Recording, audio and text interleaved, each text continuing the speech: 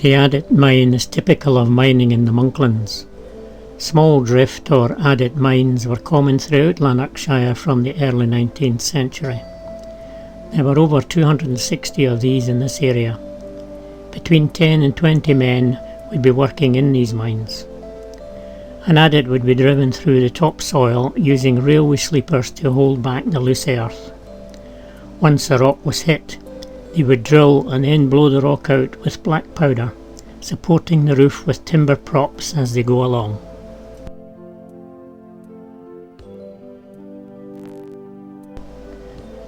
This area was known as the Lie.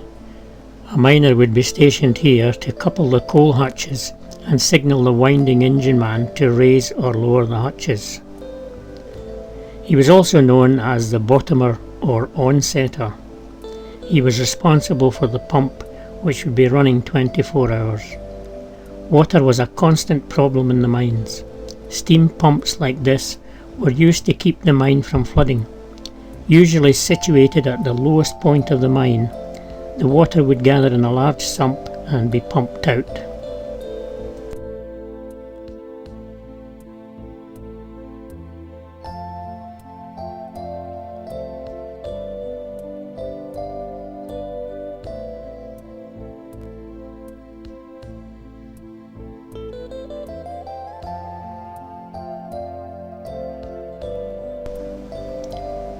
The pipes above, running up the adit, are the steam feed and the exhaust. The larger pipes are water pipes for carrying the water out of the mine, and one for compressed air for coal cutters.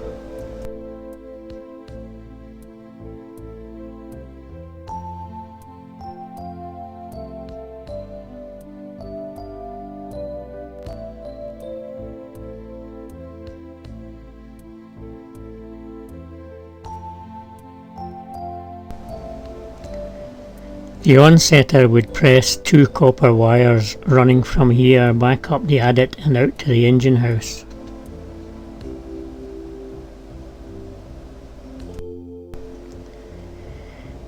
The green canvas screens were used to direct the air round the workings. Air was circulated round the pit using a fan situated above the ground. Air circulating around a pit takes the shortest way out, so the screens were erected to direct the air into the workings, known as the Brattis screens. Miners working in foul or poor air were likely to suffer headaches and nausea. However, pockets of gas could build up, and any spark or naked flame could cause an explosion. This is a mid-Victorian mine working system, known in this area as stoop and room, but sometimes called pillar and stall mining. The downside to this method of mining is that only about half of the coal is taken out. The other half is left to support the roof area. The miners would dig out a room of coal and leave behind a stoop or pillar of roughly the same size supporting the roof. Not the most efficient method by today's standards. This method was used in thick seams which were found close to the surface, sometimes only 10 to 15 feet below ground, 3 to 4.5 metres. This miner is working at the coal face, undercutting the coal.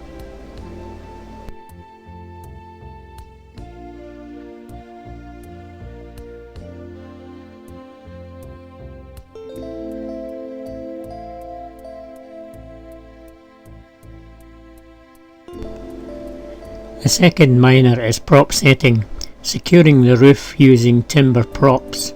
The coal is then shovelled into the hutches and taken back to the Lie by the putter. Boys or young men were known as putters.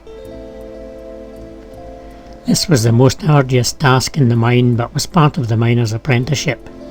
6 or 7 hutches would be hauled to the surface by the winding engine at any one time.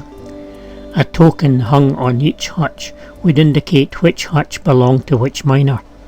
The miner would then be paid by the amount of coal he had brought out. He would also be penalised for having too much dirt in the hutch and would have his wages docked. This miner is drilling a borehole using a ratchety drill to prepare the coal face to be blown down.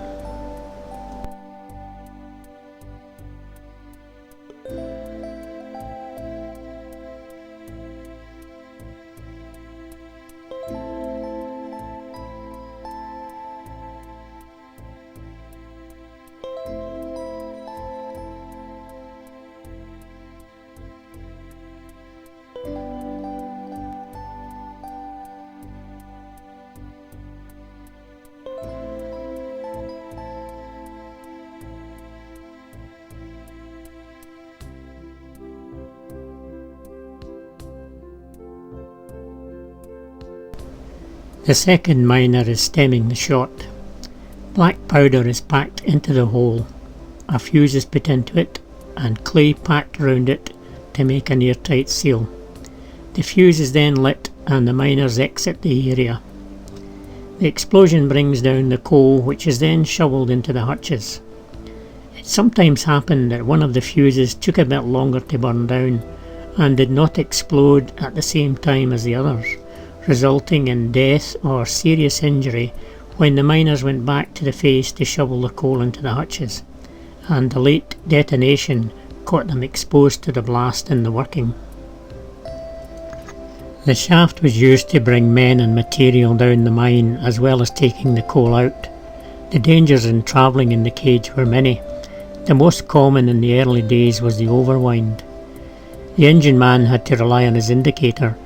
If he overwound the winding drum by just one revolution, he could pull the cage up through the headstock and even into the engine house. Similarly, he could drop the cage right to the bottom of the mine shaft. The long wall developed from the stoop and room was largely introduced at the turn of the century. The coal was removed from a long face or wall with a tunnel at each end. The hewers worked along the face. As they advanced, they moved their props forward, and the rock that was blown from the end tunnels was packed behind them to support the roof. The roof would settle onto the rock as they moved forward. The area between these two tunnels where the miner worked was known as the stint.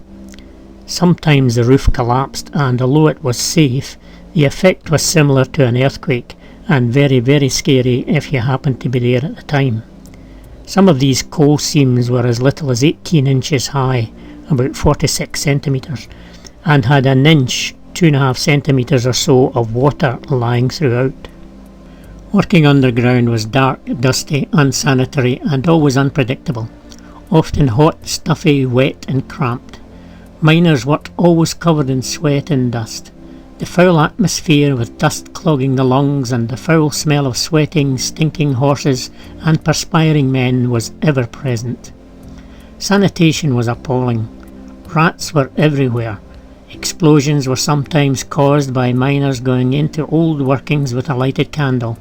The old workings were poorly ventilated, gas gathered in them, and explosions were a real danger. Working in water was especially common in Lanarkshire pits. The miner's skin was affected by the acidic water soaking into it. The slightest cut or abrasion would fill with salt water and coal dust, giving what's known as miner's tattoos. Miners worked constantly on their knees, lying down or stooped. Rarely was there enough room to stand up in. It was always extremely dark. Safety lamps provided poor lighting.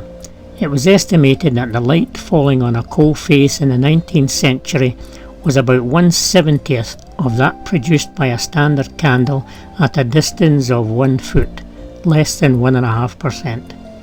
The threat of roof falls was ever present.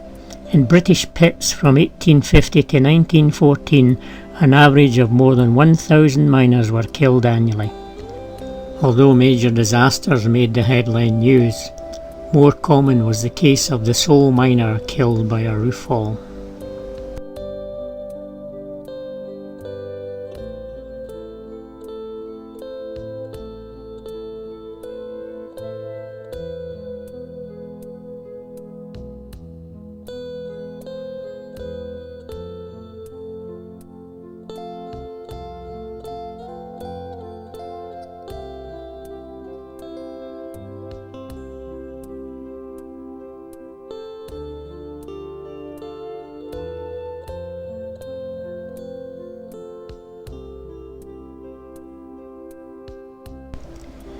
This is the reality of mining coal, and should give you some idea of the life led by our fathers and grandfathers as they tried to make a life for their families under what can best be described as very harsh and dangerous conditions.